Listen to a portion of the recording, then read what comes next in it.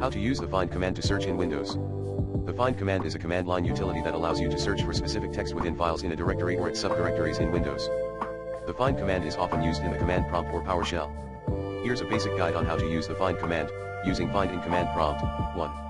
Open command prompt asterisk, press Win plus R to open the run dialog. Type CMD and press enter. 2.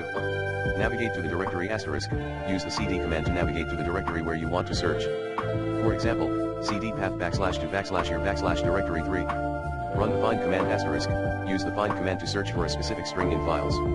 The basic syntax is, find string file name replace string with the text you're searching for and file name with the name of the file or for all files. For example, find example asterisk using select string in PowerShell. PowerShell offers the select string split, which is more versatile for text searching. 1.